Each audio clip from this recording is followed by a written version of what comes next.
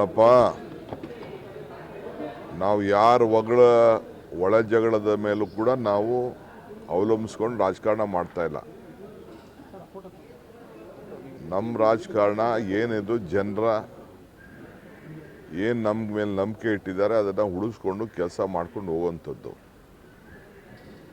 ಅವರ ಒಳ ಜಗಳಗಳನ್ನ ಮುಚ್ಕೊಳ್ಳಿಕ್ಕೆ ಅವರು ಆಗಾಗ ಭಾಳ ಕೆಲವು ವಿಚಾರಗಳನ್ನು ನಮ್ಮ ಸರ್ಕಾರದ ಮೇಲೆ ಪ್ರಯೋಗ ಮಾಡ್ತಾ ಇದ್ದಾರೆ. ಅವ್ರದ್ದು ಇದ್ದಿದ್ದೇ ಜನ ಅವ್ರಿಗೆ ಕೆಲಸ ಕೊಟ್ಟಿದ್ದಾರೆ, ವಿರೋಧ ಪಕ್ಷದಲ್ಲಿ ಕೂತ್ಕೊಂಡು ಕೆಲಸ ಕೊಟ್ಟಿದ್ದಾರೆ. ಅವ್ರಿಗೆ ಅಧಿಕಾರ ಕೊಟ್ಟಾಗ ಅಧಿಕಾರ ನಡೆಸೋಕ್ಕೆ ಅವ್ರಿಗೆ ಅನುಭವ ಕೂಡ ಇರಲಿಲ್ಲ.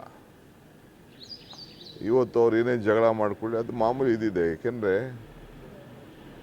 ಕಾಂಗ್ರೆಸ್ ಪಾರ್ಟಿಯಿಂದ ಹೋದವ್ರಿಗೆ ಅಲ್ಲಿ ಯಾರಿಗೂ ಸ್ಥಾನಮಾನ ಇಲ್ಲ. ನಾವು ಬರೀ ಯೂಸ್ ಆ್ಯಂಡ್ ಥ್ರೋ ಮಾಡಿದ್ರು. ಇದು ಎಲ್ಲರೂ ಜನಕ್ಕೆ ಗೊತ್ತಾಗ್ತಾ ಇದೆ. ಒಂದೊಂದೇ ಬೇಕಾದಷ್ಟು ಹೆಸರುಗಳೆಲ್ಲ ಇದೆ. ನಾನೆಲ್ಲ ಯಾರ ಹೆಸರು ನಾನು ತೆಗೆದುಕೊಳ್ಳಕ್ಕೆ ಹೋಗ್ಲಿಕ್ಕೆ ನಾನು ತಯಾರಿಲ್ಲ. ಪೊಲಿಟಿಕಲ್ ಮೊದಲಿಂದ ಕೂಡ ಒಂದು ಐಡಿಯಾಲಜಿಲಿ, ಒಂದು ವಾತಾವರಣದಲ್ಲಿ, ರಾಜಕೀಯದಲ್ಲಿ ಬೆಳ್ಕೊಂಡಿರ್ತಾರೆ. ಅದು ಎಲ್ಲರಿಗೂ ಕೂಡ ಅದು ಹೋಗ್ಲಿಕ್ಕೆ ಸಾಧ್ಯ ಇಲ್ಲ. ಅವ್ರ ಪಾರ್ಟಿಯವ್ರು ಏನು ಬೇಕಾದ್ರೂ ಮಾಡ್ಕೊಳ್ಳಿ, ನಮ್ಗೆ ಅದಕ್ಕೆ ನಾವು ಇಂಟರ್ಫಿಯರ್ ಹಾಕೋ ಇಷ್ಟ ಇಲ್ಲ. ನಮ್ಗೆ ಅದರಿಂದ ಲಾಭದ ಅವಶ್ಯಕತೆಯೂ ಇಲ್ಲ.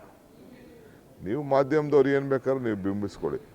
ಸರ್, ಯತ್ನಾಳ್ ಅವರು ಅವ್ರ ಅಧ್ಯಕ್ಷಕ್ಕೆ ಇವರೇ ಯಾರಿಗೆ ಹೇಳ್ತಾರೆ ಅವ್ರು ಆಗ್ತಾರದು ಅಂತ ನಿಮ್ಮನ್ನು ಹೇಳಿದ್ರು. ಅವ್ರ ಪಾರ್ಟಿಗೂ ನನ್ನ ಪಾರ್ಟಿಗೂ ಏನೇ ಸಂಬಂಧ? ನಾನು ಯಾಕೆ BJPಗೋ ಯತ್ನಾಳ್ಗೋ ಸ್ಪೋಕ್ಸ್ಮನ್ ಆಗಲಿ?